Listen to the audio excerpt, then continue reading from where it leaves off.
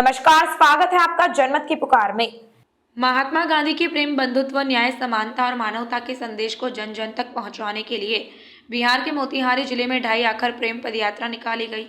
यह यात्रा मोतिहारी के जसौली पट्टी से शुरू होकर 14 अक्टूबर 2023 तक चलेगी, जिसका समापन मोतिहारी में स्थित गांधी स्मारक परिसर में एक जनसभा का आयोजन करके संपन्न किया जाएगा।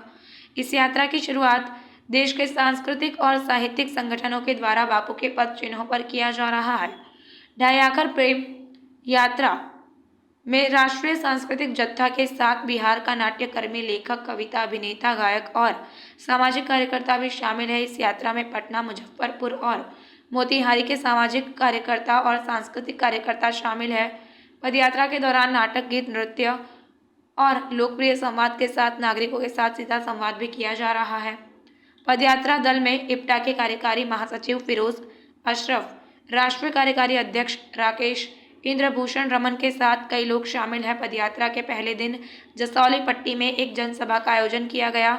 इस सभा में स्थानीय लोगों ने पदयात्रा का स्वागत किया। पदयात्रा के आयोजकों ने कहा कि ये पदयात्रा प्रेम और समानता और भाईचारे के संदेश को फैलाने के लिए है। देखिए पूरी रिपोर्ट। मेरा नाम राकेश है और मैं लखनऊ से आया हूँ।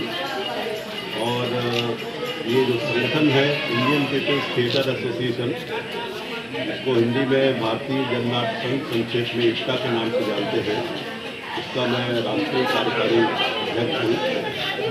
और ये यात्रा की शुरुआत 28 सितंबर को भगत सिंह के जन्म दिवस से राजस्थान के अलवर शहर से इस यात्रा की शुरुआत हो चुकी है।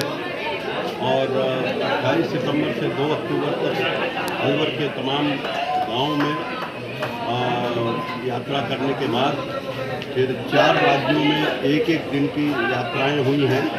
झारखंड में, उत्तर प्रदेश में, मध्य प्रदेश में और छत्तीसगढ़ में। और उसके बाद फिर कल से यानी 7 अक्टूबर से पटना से इस यात्रा की शुरुआत उस जगह से हुई जिस जगह पहली बार 10 अप्रैल 1917 को गांधी चंपारण आंदोलन में भागीदारी करने के लिए राजकुमार शुक्ल के निमंत्रण पर बिहार आए थे।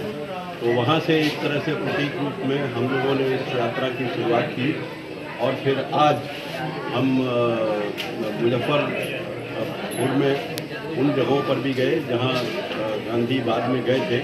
और फिर आज हम इस ऐतिहासिक गांव में हैं, जिस गांव से एक तरह से पूरे देश के स्वाधीनता आंदोलन का ताना बाना बुना गया था, जहाँ से एक तरह से मोहनदास करमचंद गांधी के गांधी बनने की यात्रा शुरू हुई, जहाँ से सत्याग्रह की यात्रा शुरू हुई और जहाँ से पूरे स्वाधीनता आंदोलन की यात्रा शुरू हुई। तो हम बहुत गौरवान्वित हैं कि हम उस ऐतिहासिक स्थल पर हैं। और मैं समझता हूँ कि आज जिस तरह गांधी ने जो सबसे प्रमुख सूत्र था उस आंदोलन की जब शुरुआत की थी 1917 में, तो यहाँ के किसानों के मन में बहुत भय था। तो उन्होंने किसानों को एक तरह से भय मुक्त करने का काम किया और उनके मन से भय निकालने का काम किया, जो निलहे गोरों के द्वारा अत्याचार और स्थानीय जमींदारों के साथ मिलकर किया जा रहा था। आज एक बार फिर एक तरह से नफरत और भय का वातावरण बनाया जा रहा है। तो हम इस यात्रा के माध्यम से आपसी भाईचारे, प्रेम, बंधुत्व और सामाजिक न्याय की ताकत को और न्याय संवैधानिक मूल्यों पर जिस तरह से हमला करने की कोशिश की जा रही है, तो उन सबके विरोध में हम एक प्रेम की अलग दिखाने के लिए इस यात्रा के माध्यम से निकले हैं। ठीक।